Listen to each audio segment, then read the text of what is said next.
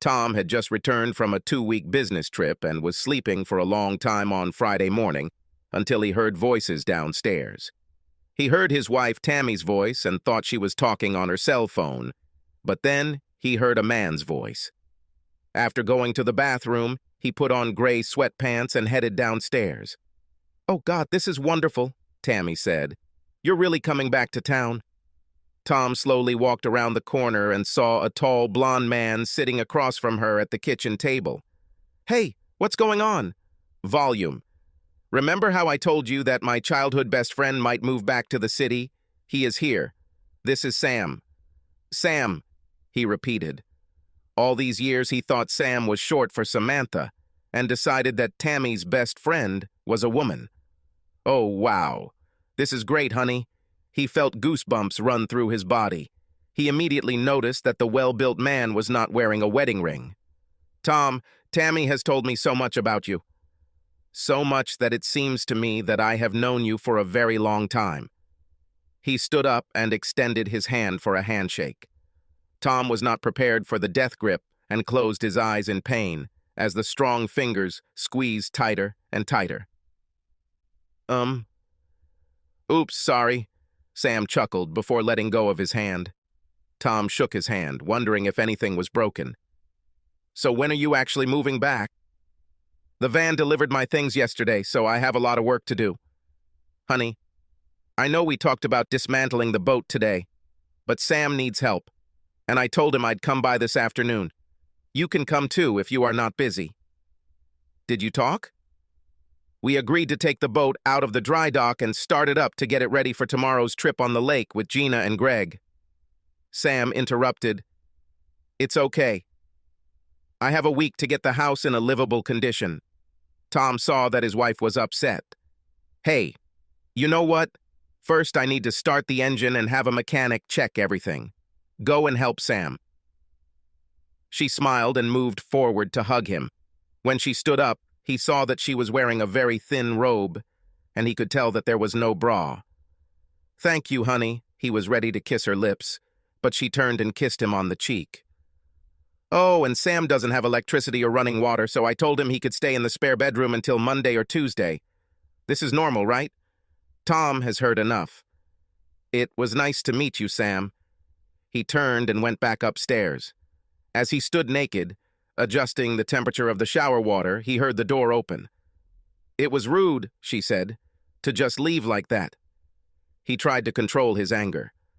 "Damn, Tam. I told you 3 times that we need to work on the boat today. Besides, how long have you known that boy Sam was moving here?" "A few weeks, but I forgot to tell you, and I'm just as surprised as you that he just showed up here this morning." "Why are you acting like this? He's just a friend, and that's all. Just a friend for whom you abandoned our plans today with me to help him. Go and help him move. I do not care. Now go away and let me take a shower, please." "Tom, you're being unreasonable, and I'm not going to talk to you when you're like that." "I'll talk to you later about dinner." She turned and left. As she finished breakfast, she thought about her relationship with Sam. It all started in 3rd grade on the school playground when another boy tripped her, causing her to fall and skin her elbow.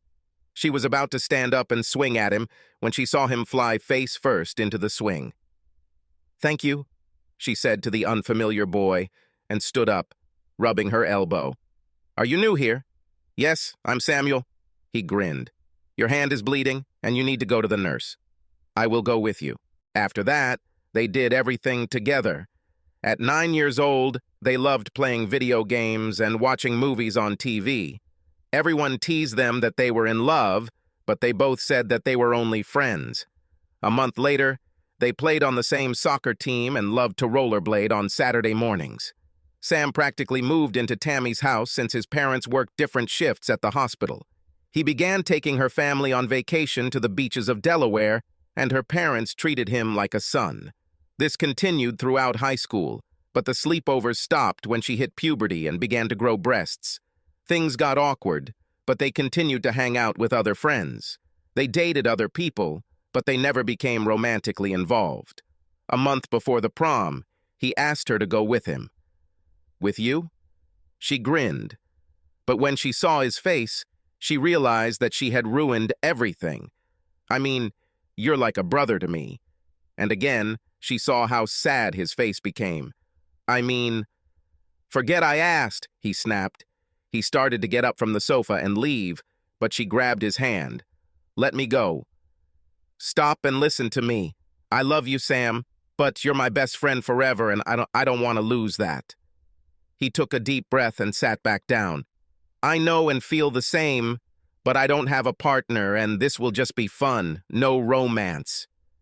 You are special to me, and I want to remember this ball for the rest of my life. Sam rented a tuxedo and limousine and stood proudly in the doorway before ringing the doorbell. Tammy's mom. Betty answered and gasped. Oh my God, look at you. You are no longer a boy. Damn, her father said, walking up to his wife. I have to worry about what you're going to do after graduation. Sam blushed. No, sir, my intentions are noble. You have nothing to worry about. Dad, let him in, please. Tammy screamed. The door opened, and Sam froze, because her dress was beautiful and hugged every inch of her body. For the first time, he noticed her cleavage. Wow, Tammy blushed. Come in, silly. It's just me. After Betty took photos of them together, hugging and even lightly kissing on the lips, they hurried to the limo. I feel like Cinderella, she whispered, falling next to him and holding his strong hand. And tonight you are my prince. They were both completely caught up in the moment as they danced. She rested her head on his shoulder. For the first time, she felt his arousal in the upper part of her stomach and grinned, moving even closer. As the light faded and the music began, she threw her face back and closed her eyes. She didn't have to wait long when their lips touched and their tongues met and played together. They didn't notice that they were photographed by a yearbook photographer. Tammy, I thought you didn't want to, he whispered as she rubbed her soft breasts against his body. I also want tonight to be special. Only today and tomorrow we will again become best friends forever. They kissed again, but with more passion than before. The rest of the night passed in a blur as they hurried to the limousine and spent the next hour or so at the motel, where the rooms available sign was still on. They hugged and kissed for a while before undressing in complete darkness and hurrying under the covers. Their foreplay consisted of many caresses. He quickly reached climax and jumped out of her secluded place. What's happened? She asked, as he ran to the bathroom and returned with a wet facial tissue. I was too horny, and I didn't want you to get pregnant. They hugged and suddenly started laughing. I think we're better friends than lovers, she giggled. A few minutes later, they dressed timidly, and he called a limousine to take them home. Well, that ruined everything, she joked, as they lightly kissed on the threshold of her house. After the ball, they stopped dating, and a few months later, they left for college, far away from each other. Just before leaving, he wrote her a letter in which he apologized for going to the hotel with her and hoped that she did not hate him. She saved his letter for future memories. Over the Christmas holidays, she was surprised when he rang her parents' doorbell, holding a gift. Sam, what are you doing here? Tammy, I've missed my best friend so much it's killing me. We screwed up at prom, and I want to see if we can completely forget about it and start over. Tears flowed from her brown eyes. Oh, God, yes. I want my best friend back. She jumped into his arms and hugged him until her mother came to the door. Who's there? Sam? Is it you? Thank God you made peace. Come on in and join us for dinner. They spent holidays and summers together for the next 4 years, but were never able to become best friends again. After graduating from college, he called and said that he had moved away with the girl he was dating and was now married. However, they continued to correspond every month. I still value our friendship, Sam wrote to her one day, but my wife is very jealous, and when I told her about you, she lost her temper and said that I should break up with you otherwise. She just can't accept that we could be so close and not sleep together. I understand, and I will be there for you if you need a friend again. Take care of yourself and know that you are special to me. That was the last she heard from him until a few months ago when he emailed her that he was moving back to town. He wrote that he was now divorced and needed to return to his roots, and he hoped that they could renew their special, close friendship. So the flow of emails and messages resumed. Tammy was wearing jeans and a loose t-shirt and was sitting at the table when Tom came down the stairs. She expected him to go into the kitchen, but he walked down the hallway towards the garage. She hurried to meet him at the door. "Are you just going to leave without saying anything?" He didn't look in her direction. "I have nothing to say. Obviously you too. I want to know if you're going on the yacht tomorrow with Greg and Gina, or if you're going to play house with your boyfriend." "Fuck you, Tom. You're acting like a big jerk and it's pissing me off. Besides, I told you that, Sam." Before she finished, he closed the door. "Well, this really sucks," Tammy sighed. Her best friend returned to her, but this put a wall between her and her husband. Sam had told her that his wife always got upset when he mentioned his special friendship with her, and now the same thing was happening in her life. She called Sam, told him about Tom, and asked when she could come see him. "Tammy, I think we need to cool down. It's obvious that Tom doesn't want me to stay at your house until Monday. Besides, you should go help him prepare the boat. I wouldn't ask you to help me unpack if I knew you already had plans. He's acting like an idiot, and I'm coming to help you. I have your address, and I will arrive soon. Bye." "I'm being stupid over little things," Tom said to himself later that day after the mechanic checked the boat's motor. "She says they were always just friends, and she's never lied to me before. I'll buy some beer on the way home and try to be friends with this guy." When he pulled into the garage, he noticed that her car was still missing, and it was already almost 6 o'clock in the evening. He checked his phone and didn't see any messages. First she left me to help him unpack, and now she won't even text me to tell me when she's coming home or if we're going to dinner. Damn, I need to stop talking to myself. 30 minutes later, he was coming out of the shower and heard them laughing on the first floor. He stood on tiptoe again and listened. "You look so serious in your graduation photo," Sam laughed as they looked at her old school yearbook. "Hey, you looked like a nerd," she exclaimed, leaning over and punching his strong arm. He kept laughing, and suddenly she jumped on his back and made him fall sideways onto the sofa next to her. When Tom entered, her upper half was lying on his body and she was lightly hitting him. "Well, what's so funny?" Sam quickly picked it up and took it off of him. We were just looking at old school photos." He hoped Tom wouldn't be angry that their bodies were so close. When Tom laughed, he relaxed a little. "Ha ha ha, I don't remember seeing these photos. Show them to me." Tammy was still pissed off and wasn't ready for her husband to move onto the couch and squeeze himself between her and Sam. "Is it really you, Tam?" She relaxed, hoping that her husband would not behave as before. She wrapped her arms around his shoulders and rubbed her soft size 3 breasts against his side. "Yes, it's me. Am I not beautiful?" She joked. For the next half hour, Sam and Tammy showed him around the other kids in their class, and everyone became relaxed and calm. "Let's order pizza," Tom suggested, "unless you two haven't already eaten." "Sorry, baby, we didn't have lunch and we're hungry. We thought you had something at the lakey, so we went to Maggie's and bought a burger. You could call or text me," he said, trying not to show his resentment at being ignored. "I think I'll call and order myself a small pizza." "Okay, I'll show Sam the spare bedroom and get him some towels so he can take a shower. I'll accept too, and then we'll all talk so you guys can get to know each other better." She leaned down to kiss him, and again, only on the cheek. After Tom ordered pizza delivery, he heard the shower upstairs turn on, sat down with a beer and looked at the album again. He saw her photo and Sam's comment about how they would always be best friends. Flipping through more photos, he saw pictures from the prom and wondered who Tammy's date was. He froze when he saw the photo of her sitting at the table next to Sam. Just friends, right? Turning the page, he almost dropped the album. She was in Sam's arms, dancing intimately, their eyes closed and lips parted, kissing. "Fuck this," he sighed, throwing the album across the room. When it landed and opened, a small envelope fell out. He walked over and saw that it was addressed to Tammy. Opening it, He quickly read the letter and tossed it on top of the yearbook.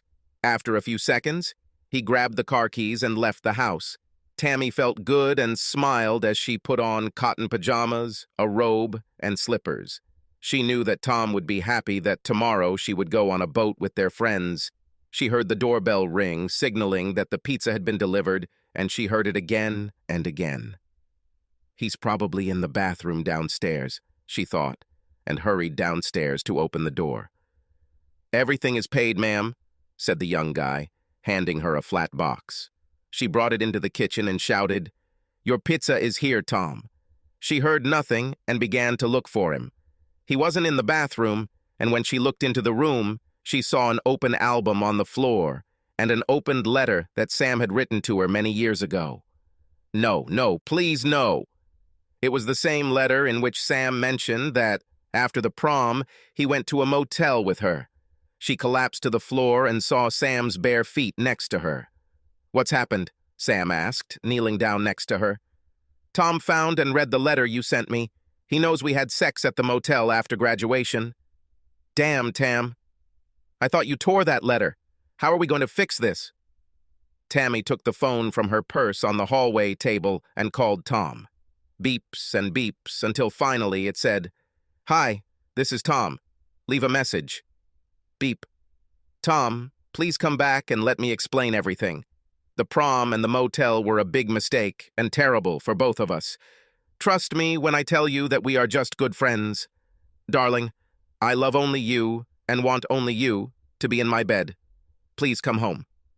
She waited for more than an hour and called again. Meanwhile, Sam was watching TV and waiting to see if Tom would call her back. It was 11 o'clock when he went upstairs and packed his bag. Tammy sat at the kitchen table looking at her phone. She raised her head and saw that he was dressed and holding his small bag in his hands. "Where are you going?" "I've created enough problems. I remember what it did to my wife when she found out about you and our special friendship. I will not be the reason for your divorce, as it happened to me. Call me when you're alone." She wanted to argue for him to stay, but she knew it would be better if he left for now. In the meantime, she needed to mitigate the damage. "Okay, I'm very sorry that this happened." She moved closer to him to hug him and didn't want to let him go. She tilted her head back and looked into his eyes. They suddenly realized that this closeness was the reason why Tom was so angry. "Good night," he answered her in kind and left. She sent Tom a message. "Sam's gone, so please come home and let's talk. Please, I love you, honey." She sat on the sofa until 1 in the morning when she felt herself falling asleep. The next moment she realized that it was already light outside.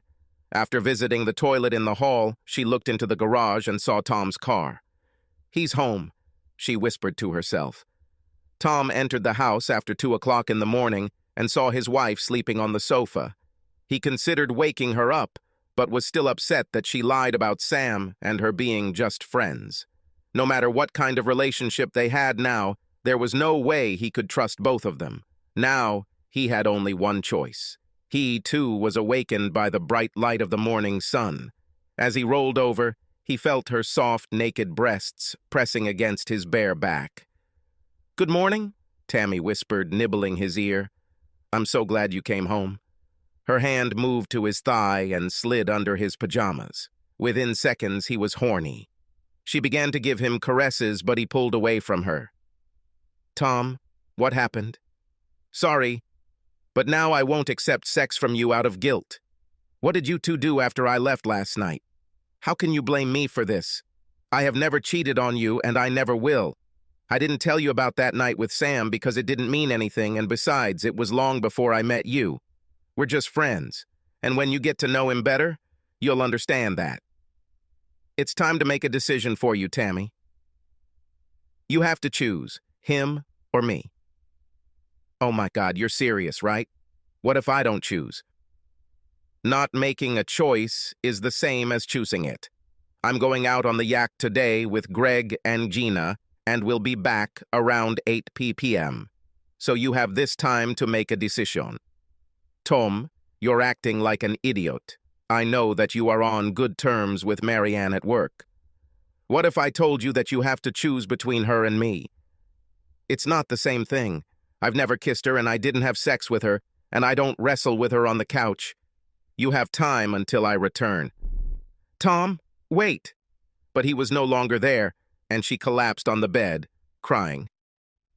So where is Tammy? Gina asked, leaning on Tom's hand as she got into the boat. A friend came to her city without warning, and she stayed at home. So it was just the three of us. Actually, Greg and I are having some problems right now, so I decided to join you and Tammy. Damn, I really need company right now. I promised to be a gentleman, he grinned, looking at the pretty brown-haired girl who was his college friend, whom he introduced Greg to 2 years ago. Actually, I probably need your advice on something. I trust you, she smiled, throwing her bag onto the deck. I also need rest now, so let's share our tips. They were silent as he steered the boat on the lake and dropped anchor in the small deserted bay. Suddenly, several dark clouds appeared, and it began to rain. They laughed and jumped into the water. While they were splashing around and trying to dip each other, the sun came out, and they climbed back into the boat. They took towels and dried each other off. After that, they grabbed some beer and wine and moved to the soft cushions at the back of the boat. Who wants to be first? She asked. I am, Tom sighed, leaning back on the soft seat. Over the next 20 minutes, he told Gina everything that had happened since he found his wife and Sam at the breakfast table. I really want to believe her, but she lied to me about the prom. Well, she hid it from you, that's true. And it looks like Sam is more than just a best friend, but I can't believe she cheated on you. Can a man and a woman be such close friends and, having crossed the line once, do it again? I mean, his ex-wife thought there was more between them than just friendship. Maybe it is, but I just don't know. I asked her to choose between us, and she didn't seem to want to. I don't know. I mean, you and I were friends before Greg and I got married, and I have special feelings for you too.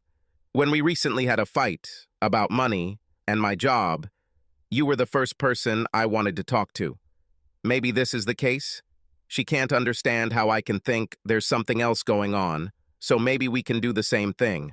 I mean, as long as it doesn't ruin your relationship with Greg. Actually, it might work for me too.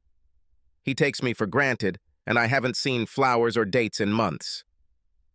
Great, so what are your plans for tomorrow? Well, since we both love tennis, let me pick you up tomorrow and we'll spend the day at the club. Also, these two seem to think that touching each other and fighting is okay. Sounds good, but let's not go too far, because I've always been partial to you. Yes, me too. He grinned, looking at her beautiful, elastic, tanned hips. Tammy still had tears in her eyes and looked at her watch nervously. When it was already about 6 p.m., she decided to call Gina and find out where they were. When she didn't answer, she called Greg. Hey, Tammy, how are you? He sat alone at home and watched the NFL game. She could hear the noise of a football match in the background. Have you returned from your boat trip? Did not go. I decided to stay at home. Aren't you on a boat? I didn't go either. It's complicated. It's also difficult. Probably Gina and Tom went together. I think, yes. Do you want to talk about it? She asked, slightly concerned that Tom was left alone with Gina all day. She said that I no longer pay attention to her and treat her like a maid and cook. That she had no friends or interests outside of our house, he hesitated, so I told her to get off her ass and do something. Obviously, this was the wrong decision. She said she would go to the yacht and do something without me. So there you go. Her phone buzzed, and she saw Sam's name. We have to go. Good luck. Hello? She said sadly into the phone. Do you hear anything? What are you going to do? I will understand if you say that we should cut all ties. We screwed up with this letter, and it's not like we won't screw up in the future if we've already screwed up. Don't worry. I have other friends. It's a pity. I'm sorry, Sam, but Tom is everything to me and I can't lose him. Maybe someday he will understand our friendship. Goodbye." She hung up and started crying again. Later that day, she decided to meet the boat at the dock. Tom and Gina were heading to the docks when he saw his wife standing on the pier. "Look, she's here. Come and hug me." With joy, she giggled, pressed her soft breasts against his back, and reached around him to find and touch his navel. This should touch her. "This turns me on," he groaned as her little finger slid down his shorts. She teased him for a few seconds, then pulled back and stood looking at his firm ass. The boat was moored and tied, and Tom and Gina's thighs were touching as if they couldn't see Tammy. "Hello!" they heard Tammy scream. Gina quickly moved away with a guilty look. "Hi, Tam, we really missed you today. Greg couldn't make it, so it was just me and my old friend." Gina came down from the captain's bridge. Without a t-shirt, dressed only in a tiny bikini, her size 3 breasts were bursting out. She had to hold back her laughter as Tom turned and stared at her demonstration. She laughed and waved her right index finger at him. "You're a dirty lout." Tom could tell from her body language that Tammy was very tense and upset. He looked at his watch. "It's only 7 p.m., so Gina and I will finish here and meet you at home at 8 p.m. to talk." Tammy was furious with what she saw and was ready to tell him that Sam would be in her life. If you don't want it, go to hell. But she realized that this was about the same thing that Tom felt when he saw her wrestling on the couch with Sam. In addition, she hid the fact that Sam was moving back to the city. If he insisted that she leave Sam, she would do the same with Gina. Except he didn't sleep with Gina, at least not as far as she knew. She wasn't sure what she would do as she drove back to their house. It was almost 8 in the evening when she heard Tom enter the house. She was angry about what she saw on the boat between him and Gina. She feigned boredom and indifference, sitting on the sofa and pretending to read a magazine. "Hello, I'm home," he said loudly. "Well, have you made a decision? Him or me? Both. You are like my husband, and he is like my best friend." "The final answer?" she said sharply, without looking up from the magazine. "I told you that means you chose him. It tells me where I am." He quickly climbed the stairs and went to the shower. As he came out of the bathroom with a towel wrapped around his waist, he saw her lying on the bed in a transparent dress like a doll. "What's happened?"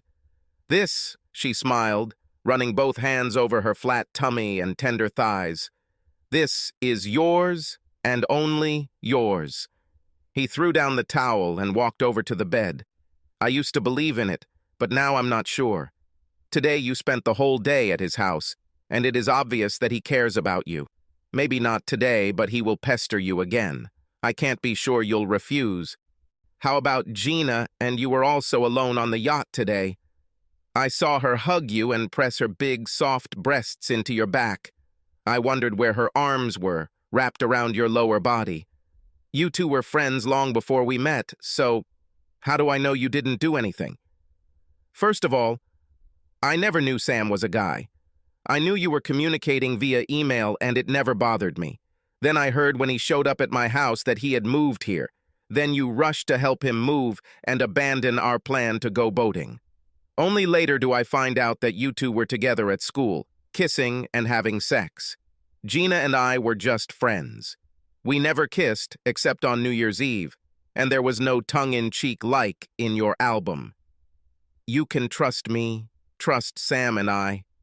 We don't feel that way about each other. Please, Tom, don't make me give up my best friend. I will give it up if it becomes a big problem that comes between us. But give us a chance." She turned in his direction and pulled him towards her, and soon they were kissing and making love. "Do not stop! I love you!" she screamed, exploding with bliss, but did not notice that he had not reached the finish line. The next morning, she slept longer than usual and woke up to find him gone. She found a note on a small white marker board in the kitchen. "Playing tennis with Gina. I'll see you later. Maybe we'll have dinner at the club. Go help Sam move. Tom." On the one hand, she was glad that Sam was back, but on the other, she was worried that Tom and Gina would be together, especially since Greg had problems with her. She called Sam. I thought we broke up, Sam said, surprised by her call. Everything has changed. I will come to help you move and tell you everything. Gina was hesitant to enter the house after she broke up with Tom. She was still thinking about Tom's tight hug and wet kiss before parting. Lately, Greg and she had been doing nothing but arguing about stuff. She had finally given vent to her anger at how he had taken her for granted and wondered if he would change. Hello? I'm at home. Nothing. Hello? Greg? Nothing. She walked into their bathroom and saw a note written on the mirror.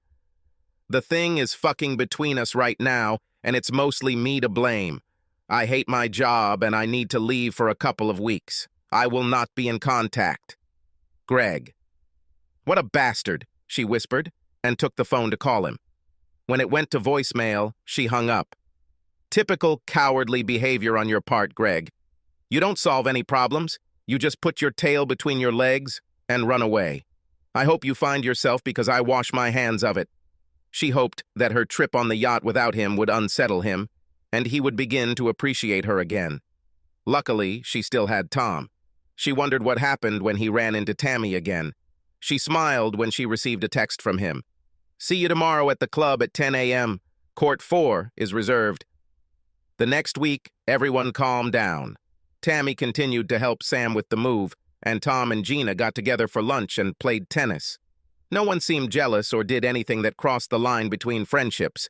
But on Friday, Greg's sister told Gina that Greg had gone on a cruise and not alone. Gina realized it was all over and called Tom. Could you come? I need someone to be with me. What's happened? Greg returned home? Are you okay? No and no, but I can't talk on the phone. Tammy and I will be with you in a few minutes.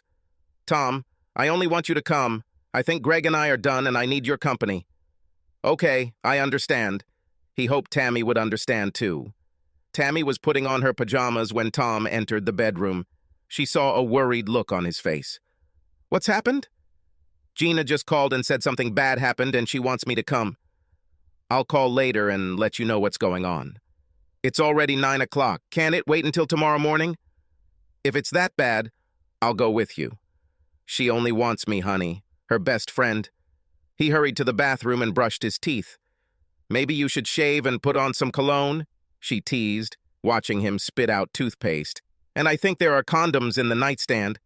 Well, who's acting like a moron here? You can't have it both ways. She needs me and I'm leaving. She left and sat at the kitchen table as he hurried out the door. Call me. Gina decided that Greg just needed a little break from work and life in general. She assumed he had gone to his family's lake house, but was shocked when she learned he had gone on a cruise with another woman. No wonder he treated me like a cook and a maid. He got his sex somewhere else. A few minutes later, Tom rang her doorbell. As soon as he walked inside, she threw herself into his arms. I'm so glad you came. Her arms wrapped around his neck and her legs wrapped around his waist. He stood straight and tense. Let's close the door, okay? His hands moved down to hold her as they turned. She began to slip, so he reached lower and cupped her soft buttocks. Oops, he blushed, kicking the door closed. And then he realized that she was only wearing a robe, and underneath she was naked. He tried his best not to tense, but touching her bare ass and feeling how she squeezed him greatly aroused him. Are you okay? Yes, I knew my marriage was in trouble, but I didn't expect him to leave town with another woman. What should I do? She tried to hug him again with her soft body, but he pulled away and headed towards the kitchen. Do you have beer? Damn, that's almost all we have. Greg finished 6 bottles almost every night, except 2 nights of bowling. Damn, he probably went on a cruise with Elsie. She's a divorced woman on his bowling team. Several times when I went there, she was hanging on it. He said it was just flirting, like I had with you. He ignored this as he looked away from her silky light blue robe, but not before noticing that her ample, well-formed breasts were not wearing a bra. And what do you want to do with it? I'm done with him and have been for a long time. I keep my money in a separate account, so I have enough if I need it. The director of my school has a brother who is a lawyer, and he said that he would help me prepare the documents. Do you mind going to the office? It's more convenient there. As they walked down the hallway, his phone buzzed. It was Tammy. He didn't answer. Will she be angry that you came here alone? I don't know. She's been at Shitty Sam's house alone quite often since he got back. You know what's good for the goose. Do you think they had an intimate relationship? I don't think so, because I think she wants to stay married to me, but to have him around. I don't trust him. His wife divorced him for some reason, and I need to find out why. Well, I want you to be there too. I feel so alone now. Even when I worked as a cook and maid, I had someone I could talk to. Tears fell from her cheeks as she fell onto the sofa. Unable to bear her tears, he knelt down next to her and hugged her. I'm here for you. Their eyes met and their lips pressed against each other. Tammy tried to think about something else, but she was nervous that Tom would be seduced by this harlot. It seemed like Greg and Gina's marriage was falling apart and she didn't want to become a victim.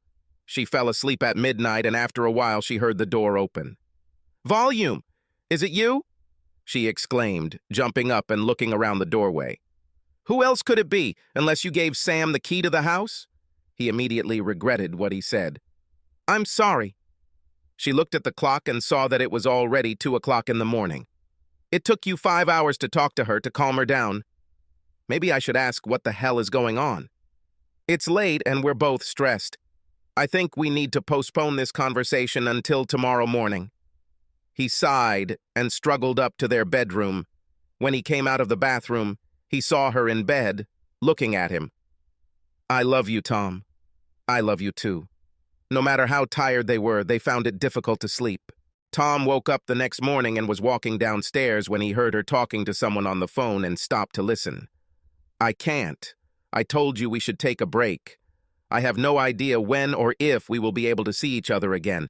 No, and stop sending me messages and emails. She was angry because Sam took her too far the last time they were together. She knew her marriage was in danger since Tom spent most of last night with Gina. She loved him and wasn't going to give him up that easily. She heard the shower turn on upstairs and hurried to prepare breakfast and return to her husband. Good morning, honey, she smiled, walking around the table and hugging him. Forgive me for my comment about Gina last night. I believe that you will never cross the line with another woman, and I most certainly will not cross it with any man. Tammy, last night, Gina felt so bad and was so hurt that He saw her smile turned upside down, and her eyes turned from honey to coal. Wait. Fuck you, Tom. I had nothing serious with Sam, and you blame me for all the sins. Damn you for having someone else. Eat shit, asshole. Tammy, let me finish, please. But she turned, grabbed her purse, and ran out the door. He tried to stop her, but her car had already left the house and was driving down the street as he stood on the steps in his shorts. He ran into the house, grabbed his phone, and sent her a verbal message. We didn't have sex. Please let me explain, and don't do what I think you're going to do. If you do, it's over between us, so please come back. She was frantic and flew down the road, hurrying to Sam's house. She was wearing only silky black pajamas and no underwear. It didn't bother her because soon she would get rid of it and have sex with her best friend.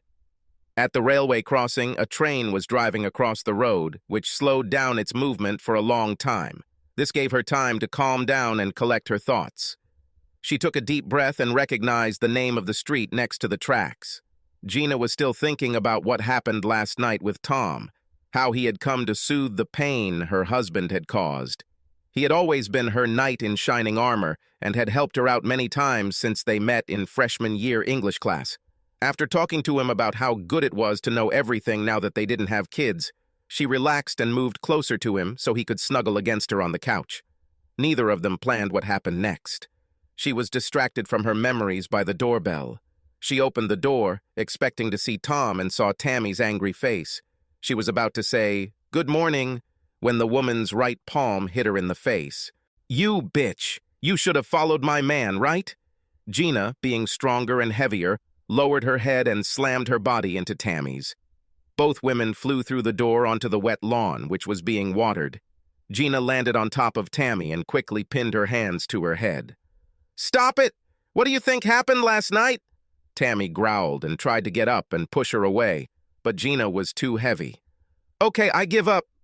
Let me get up and we can talk," Tammy said, realizing she had no other choice.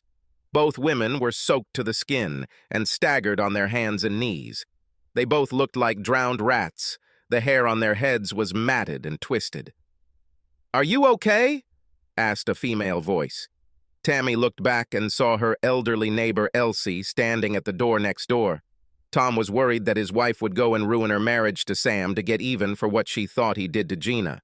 He hurried to get dressed and quickly went to Sam. He was surprised not to see Tammy's car, but knocked on the man's door anyway. "Open up, asshole." "I know she's there." "What the hell is going on, Tom?" Sam asked just before the angry man pushed him hard in the back.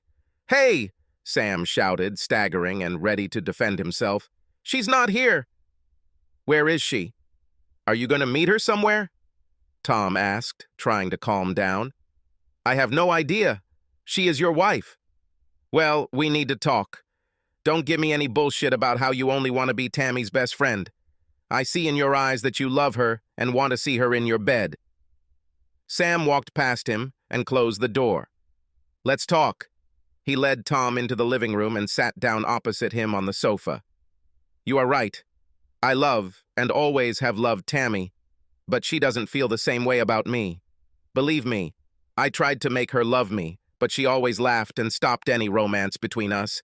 I thought marrying a wonderful woman would cure me, but I couldn't stop thinking about trying again with your wife. So I broke up with my wife and moved here for one last try. I knew I didn't stand a chance when I met you, until Gina came along. Last week, while you two were playing tennis, I took Tammy to listen to the music we listened to at school. We ended up dancing and kissing. I told her that Gina and you were probably doing the same thing, and suddenly she attacked me. If you tell me you had sex with her, I'll kill your sorry ass, Tom growled. Sam extended his hand. No, it didn't come to that, but we already undressed and went into your bedroom. If it weren't for your damn wedding photo on the dresser, I would have had a chance. She ran to the bathroom and locked the door. I knocked several times, but she told me to leave and that we could never be together again. I stopped all communication with her and began to move on with my life. If you want to hit me, go ahead. I deserve it. He stood up and hoped Tom wouldn't do it. He made a mistake and did not see the blow, but felt it crash into his left jaw. He fell and lost consciousness. Where the hell is she? He had no one to ask. Then it dawned on him. Damn, she went after Gina.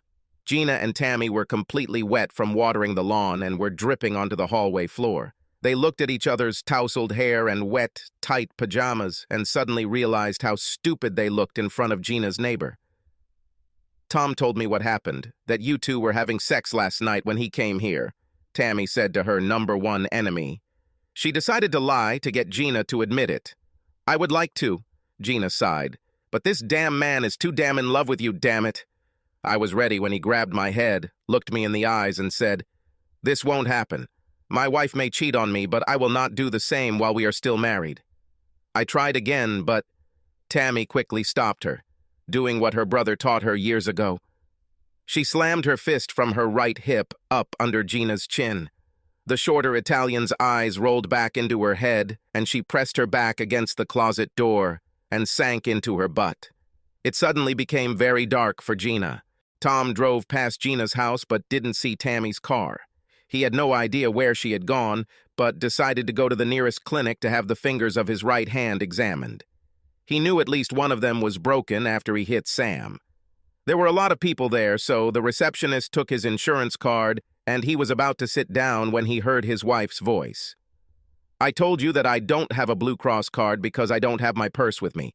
Let me call my husband, and he can give you information. Tammy took the woman's phone and called Tom. She heard the familiar telephone signal loud and clear and knew he was close. She quickly turned around to see him standing behind her, holding his buzzing phone. What? What are you? The same as you, he grinned, raising up the fingers of his right hand, twisted in pain. She did the same. Tom looked at the girl behind the counter. The other woman has information about our insurance. Let's sit down. Tammy followed him to a quiet corner of the waiting area.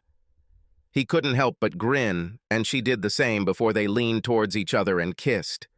She pressed her lips to his ear and whispered, "I don't think any of us have best friends anymore. We still need to work on our marriage, but how about we become each other's best friends?"